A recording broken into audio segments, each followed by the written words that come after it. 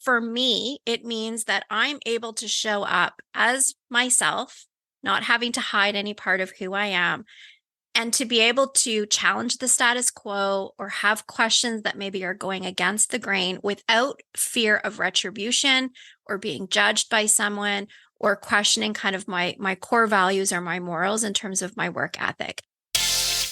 Welcome to Authentic Energy, a podcast dedicated to getting to the bottom of what it means to be your true, authentic self at work. I am your host, Wendy Brand. Let's take this learning journey together as I meet with guests weekly. Whether you are a leader or individual contributor, a teacher or a nurse, we'll share conversations and stories that highlight meaningful connections, self-awareness, a sense of belonging, and all the components necessary to create a workplace where you can show up in your authentic energy. Hi, I'm Wendy Brand. I'm your host of the Authentic Energy Podcast, and I'm so happy that you're here. Before I introduce my guest, I just want to share an opportunity with you. A colleague and dear friend of mine, Jashana Forrester, and I are hosting a free online workshop. If you listened to the episode last week, you heard a little bit about it and got a sneak peek into the details of the workshop. But this workshop is the perfect place to assess your values, your personal values. We'll be writing an individual vision statement and creating goals to take action toward that vision in 2024. So if you're interested at all you have to do is message me on Instagram or Facebook, and I'll shoot you the link to get signed up, or it'll be in the show notes on wherever you listen to your podcast, on Apple, Spotify, etc.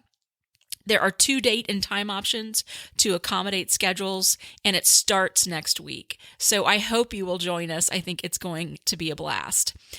But now I am so excited. Speaking of a blast, I'm excited to share my guest with you today, Michele Thomson.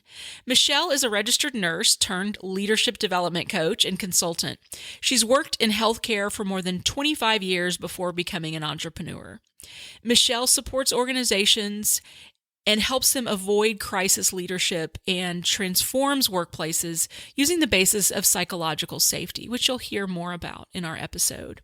She helps leaders shift from feeling burned out and frustrated to aligned and authentic so that they can enjoy their work again and be the leader that they wish that they had, the leader everyone needs, and the leader they know they can become.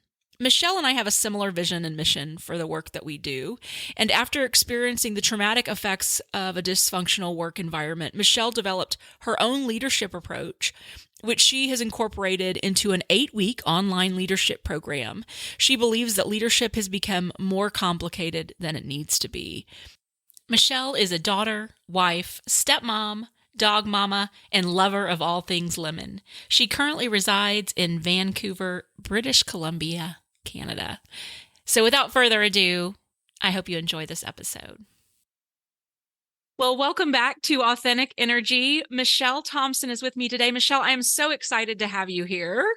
Thank you, Wendy. I'm also very excited to be here. This is, I think, a topic we're both super passionate about. Absolutely. Yeah. Well, why don't you start by just telling us a little bit about yourself personally and professionally so the audience can get to know you a little bit? Yeah. Well, my name's Michele Thomson, as you said, and I'm a registered nurse. I started my own leadership consulting and coaching business in 2017. And so I've been doing that kind of on the side and a little bit more than I have been in the recent past. But I've primarily worked in the long-term care sector and had, senior executive positions all through mostly healthcare because I am a nurse. So that's primarily where my experience lies. And the reason I started my business, because sometimes people ask me, like, what was your why? I was actually accused of covering up the death of a resident very early in my leadership career. And I had sort of not forgotten, but I think it was such a trauma that I had not really thought that that was my why. And when I started my business, I thought I would be doing typical consulting work. I thought I would be creating policies and procedures and delivering curriculum and writing curriculum, which are things that I love to do, until I got to do them all the time. And then I realized, gosh, I don't really love this. And I needed to go back and figure out, like, why do I want to do this? And it reminded me of the situation. And for years, the story told me I wasn't really able to tell it. And so once I was able to sort of face that and work through it, what it made me realize is that was the why of my business, was that I wanted to create psychologically safe workplaces that people never want to leave. I didn't want to create policies and procedures and just create curriculum for other people. So that's sort of what's led me to where I am now. That's so powerful. That gave me chills. I think, we've talked a little bit about how similar our, maybe not our journey to get here, but really our passion and purpose around really helping others not have to go through what we've been through. So tell me a little bit about what that means to have, first of all, what does it mean to have a psychologically safe workplace? Yeah, that's a great question. For me, it means that I'm able to show up as myself, not having to hide any part of who I am, and to be able to challenge the status quo or have questions that maybe are going against the grain without fear of retribution or being judged by someone or questioning kind of my core values or my morals in terms of my work ethic. It allows me to show up fully at work as all parts of who I am, because we don't like quick tip, we don't get to opt out of being human when we go to work. So it's really, I think for me, allowing myself to show up as all parts, knowing that even on the days when I'm showing up at 75%, I still have value. I have a lot to offer. And so it's really about bringing humanity back to the workplace. Mm. That's Yeah. wonderful. I heard an episode of, I don't know if you listened to the podcast, Culture First, and I just started listening to it, and there was a guest on. She wrote a book about emotions in the workplace. And it's very similar, I think, the way you're describing psychological safety. For years, I felt like I couldn't express emotion in the workplace, right? I created this facade of who I needed to be at work, and emotions were not part of that. And so I love the work that she's doing to start to talk about, we are, like you said, all human, and we have emotions, and that's part of who we are. And so to be able to show up, as you said, as your whole self and authentically, I think that's beautiful. So tell me a little bit about the practice and how you work with organizations to build that. Yeah. So, I work with organizations and their leaders, sometimes together and sometimes apart, depending on, the situation. I think with organizations, it's really trying to get organizations who are already committed to challenging the status quo in terms of their leadership approach. Things are changing. People are not wanting that same leadership approach that we've probably all been taught, more of that top down approach. You say as I do.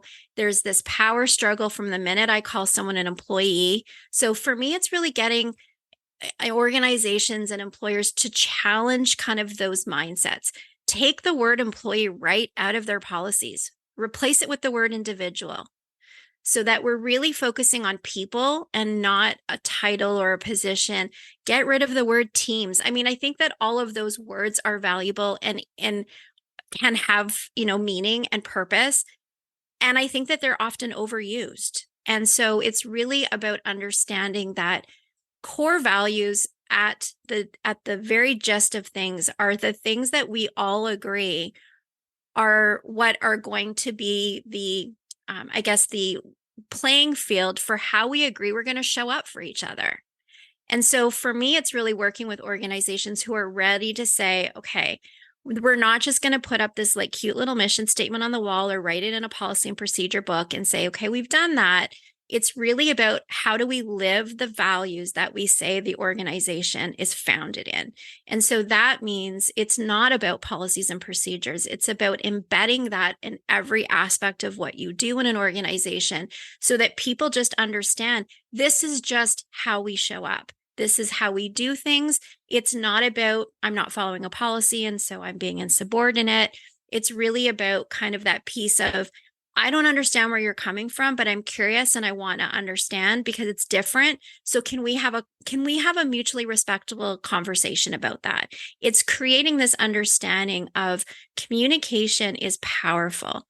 How we communicate, the words we use are powerful, and how we set the stage to be able to have people feel safe to have conversations that sometimes can be really hard. So it's things like teaching people the difference between being nice and kind.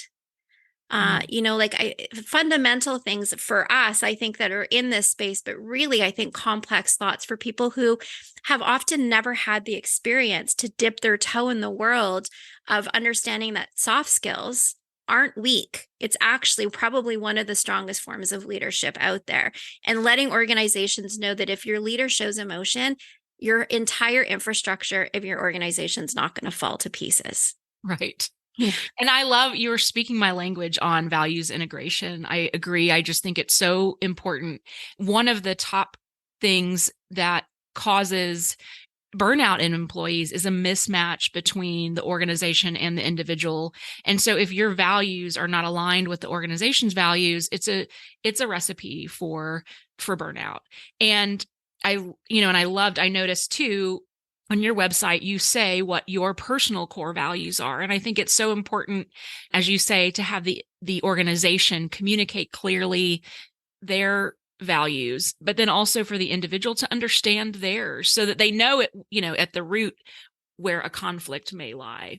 So when you're working with organizations and individuals, are there some tips or kind of rules of thumb that you typically share to help guide them to creating this workplace?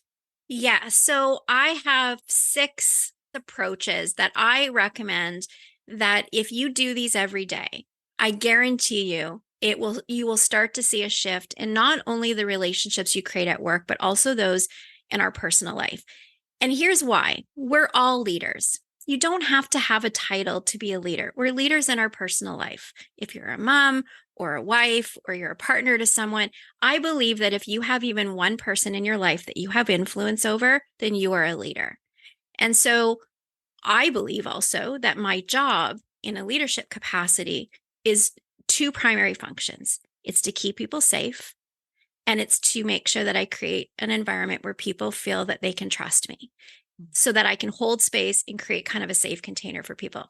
So I'll quickly kind of go through those. And the first one for me is to get out to where the people are that you're leading. So if this is in your personal life, this is going to be family members, those people that are in your inner circle, your closest family and friends. At work, obviously, these are probably going to be people that report to you.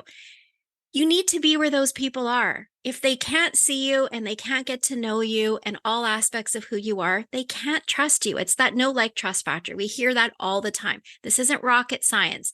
I'm just telling you 25, 27 years of experience. This is kind of where I've landed. So I think that when you can walk in a room and you are walking in a room with someone that you have influence over, look at their body language. What does it tell you? If they look horrified to see you, chances are maybe you're getting a few things wrong. They should look excited to see you, make eye contact with you, smile, because they know that when you enter a room, you're there to offer support. Ask, what can I do to help you? You're there to encourage. We can learn a lot when we look at the body language of people. You can ask questions like, how's your day going?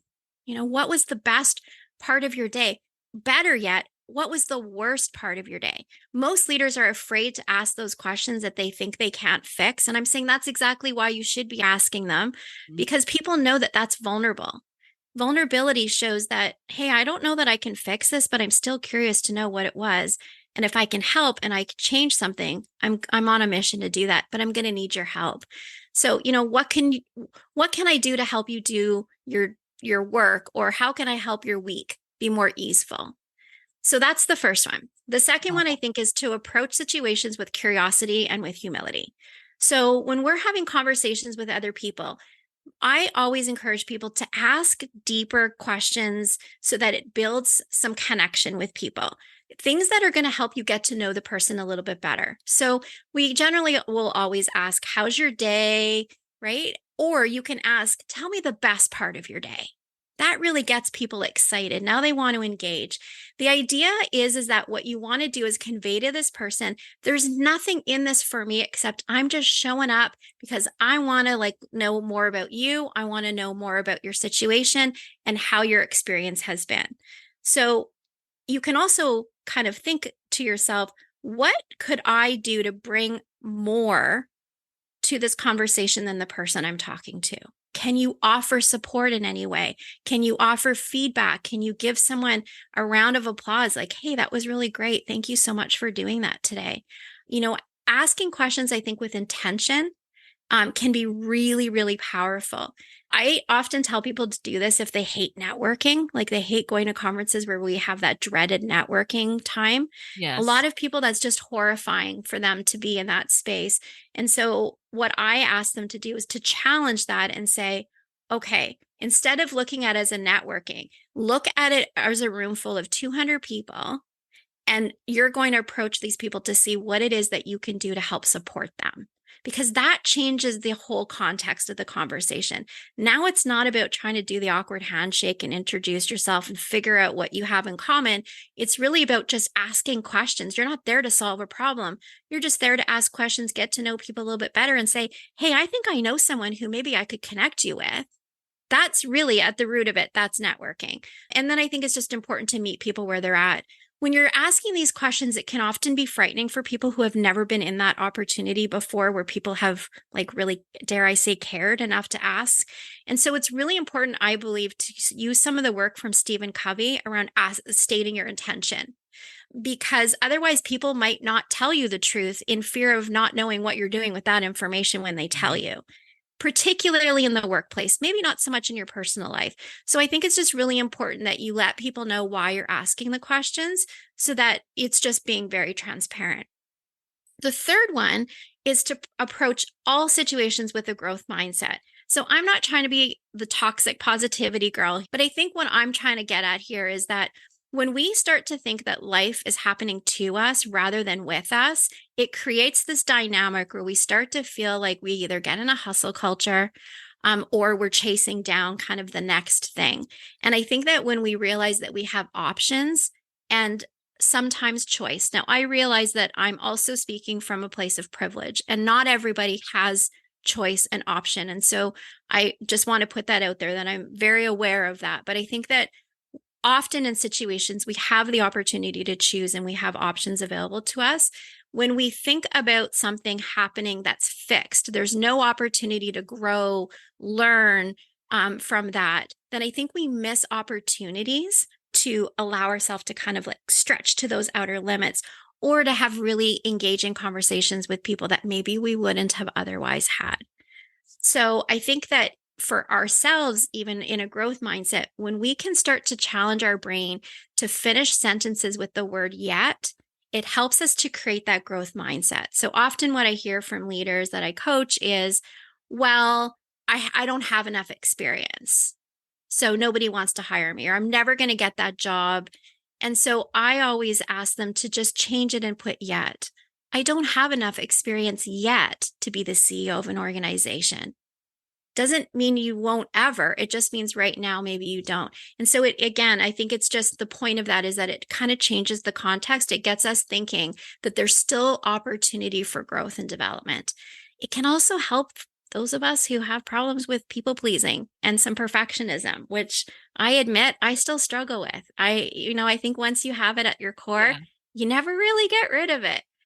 It's really just about learning how to manage it and how to have it be something that works for you, as opposed to something that's an hindrance.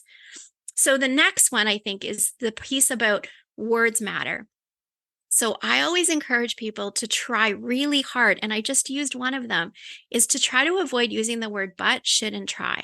And the reason why is that but is a filler word that we often use in our language when we say something like, I really like this sandwich, but it would have been better if it had a little bit more lettuce on it. And so I think that when we do that, it kind of negates the positive. So if we use it more in a context of two people talking, I could say, Wendy, I really, really love the shirt that you're wearing today, but I liked the one that you had on yesterday better. It's kind of like a backhanded compliment. So Yeah. when the person receiving that, they generally will tend to only hear the last part of that sentence, the but, whatever came after the but. So my recommendation is just get rid of the but altogether and just put a period, right? I really liked the shirt you were wearing yesterday, and I really like the one you're wearing today. Again, it completely changes the context of what you're trying to say. The should is, I mean, we know this one. People have got the memes, don't let people shit all over you. I think this is really just putting ourselves in a position where it's that woulda, shoulda. Hindsight's 2020. We're doing the best we can with what we have. So give yourself grace and compassion in the same way you would offer to someone else who was struggling in that moment. I think that one we've probably heard a lot of. The try one is a little bit more difficult because often we use the word try in the context of, well, I'll try to get that report done tomorrow, knowing full well that we're not going to get it done. And so I always tell people, if you know that you can't do it, then don't use the word try.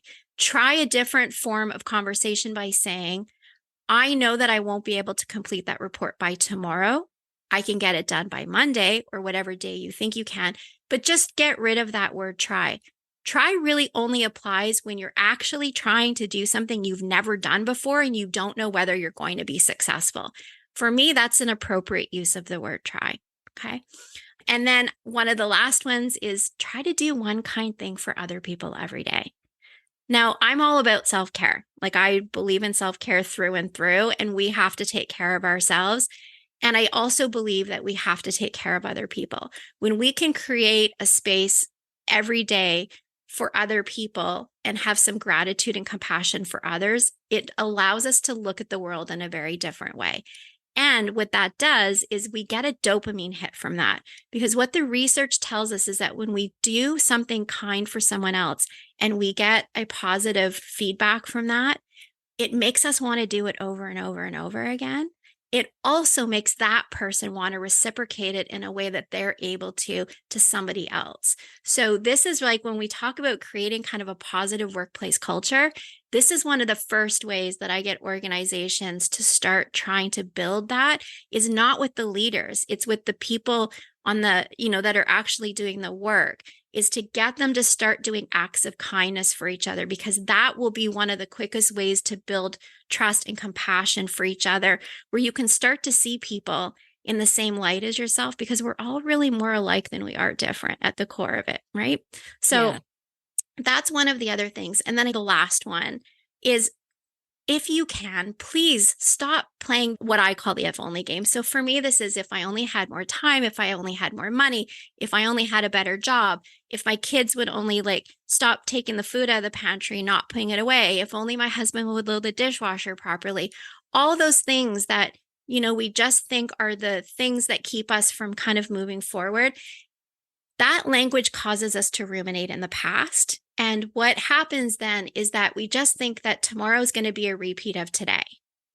And what we want to do is try to get out of that cycle. So my recommendation is just take action. Do it messy. One small action is better than no action at all. And I think that small changes can work out to be monumental, differences. They can, really change incrementally over time. So one of my favorite quotes is that every day is a new beginning. I think that if we feel like we didn't get it right today, then it's like one of those old Etch-a-Sketches. You can shake it, and tomorrow we get to start fresh all over again and try it all over again. So I think it's just keeping the hope that tomorrow can be better than today. And I'm kind of living by that. And then I think the last one isn't really something to do every day, but I think it's something leaders benefit from coming back to on a regular basis, is what you spoke to at the very beginning of the podcast, is really knowing what your core values are and knowing that if they change, that's okay, because we're constantly changing and evolving. I had core values in my 20s that don't align with me at 52. And that's a good thing. I don't want to be the same person I was in my 20s. It's shocking to me often the number of leaders who have never sat down and thought about their core values. And one of the things I interviewed a guest on my podcast a couple of weeks ago, and she doesn't use the word core values. She uses the word soul values. And I asked her, I'm like, can I share that out in the world? She's like, yeah, absolutely. And for her, what that means is that it is about those things that have followed us. So believing in showing up with integrity and all of those things that we typically would understand as a core value. And it would be things like, I need to feel joy. I want to feel laughter. Like it's those things that we want but are not tangible in our life as well. And she's like, there should be a little smattering of those in there as well. And I really liked the concept of that. So that's sort of thanks to her, that's a little bit of a new addition. But those are the things that I ask people to try to incorporate in their day every day. It's a new muscle. It's not always going to be easy, but I firmly believe that if you can do that, it starts to just become how you walk in the world. You don't think about when you're doing a kind thing. It's just something you do. You don't think about asking questions that you've never asked before. It's just how you engage with people in conversation. And it has absolutely fundamentally changed the majority of the relationships in my personal and professional life. I love every single one of those, Michele. Those are amazing. And they're really very simple, as you say. They're just small things that we can do to make a difference. And I've read James Clear's Atomic Habits. I don't know if you have, and now I'm listening to it. Yeah. I'm listening to his Audible now just because I've been driving more. And as you've talked about these things, I think they're examples of little things you can start to do differently in your day, small habits that then can equal just a monumental change in your life, in your leadership, in the way that your relationships are at home and at work. So thank you for sharing those. I think they are amazing. Oh, you're welcome. Thank you. That was a lot, I know. I do an outro every episode, so I will make sure and bullet those out so that the audience has them, and they'll be in the show notes. Speaking of show notes, if someone wants to work with you, how can they find you? And I'll list it all for them in the show notes. Yeah, probably the best place to go is my website because that's kind of where everything is. And I know that you'll include that address in the show notes. So I won't bother saying it because nobody knows how to spell it anyways. That was my first rookie mistake as a business owner, is to create a name that nobody knows how to spell or say. So I thought I was being cute, and it turns out that it wasn't probably the smartest move. Well, tell us what it Curus is is Latin for health. And Okay. so in the vein of health and well-being, I thought I was being really cute. And, anyway, nobody knows what Curus means or how to spell it. So, but I know you'll include that. I mostly hang out on LinkedIn. I was on Instagram and I still have an account. You won't see me there very often. I honestly can't keep up with the algorithm changes. And I just feel at 52, the world is moving faster than it ever has. And I just honestly feel like an old person when I'm there. I feel marginally more like I'm staying in my lane when I'm in LinkedIn. And a lot of the people and organizations that I work with are there. So you'll primarily find me most active there. But like I said, if you go to my website and you want to connect with me, then you can do that, 30 minutes, 45 minutes, whatever you need. No obligation. We'll just sit down and have a cup of tea like I'm having now and chat through a few things. And if you feel like I'm your person, then that's great. Awesome. Yeah. Awesome. Well, it has been such a pleasure speaking with you. Thank you so much for joining me, and I look forward to more conversations. Yeah, thank you so much for having me. It's really a pleasure. All right, here are my takeaways. Number 1, a psychologically safe workplace means you can show up as your authentic self without fear of retribution or having to question your own morals and values, showing up as all parts of yourself. And even on the days when you're only able to show up as 75%, you're still valued for your contribution. Number 2, the book and author that I mentioned from the Culture First podcast is Susan David, and her book is called Emotional Agility, which reached number 1 on the Wall Street Journal bestseller list in 2016. Highly recommended. Number 3, core values are the things that we all agree are going to be the playing field for how we're going to show up for each other. Number 4, communication is powerful. How we set the stage for safe conversations in the workplace is critical. Number 5, soft skills are not weak. Number 6, a leading cause of burnout is a mismatch between an employee and an organization's values. Organizations should integrate their values, and individuals should be aware of their personal core values to ensure there's not an underlying mismatch.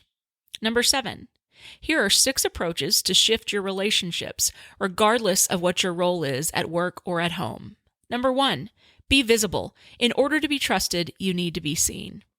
Number 2, approach situations with curiosity and humility. Ask deeper questions. Number 3, approach all situations with a growth mindset. Number 4, words matter. Avoid using but, should, and try. Number 5, try to do at least one kind thing a day. Number 6, stop playing the if-only game. Just take action. That's it. I hope you enjoyed this episode as much as I did. If you want to learn more about Michele and how you can work with her, you can go to her website at curisconsulting.ca. That's CURIS consulting.ca. And I've put the link in the show notes if you want to access it there. And if you want to apply some of the things that we talked about in the episode today, this is a reminder that Jashana Forrester and I are hosting a free online workshop where we teach you how to identify your values, create a vision statement, and set your goals for the year ahead. Thank you so much for listening. As always, I appreciate you. Have a great week.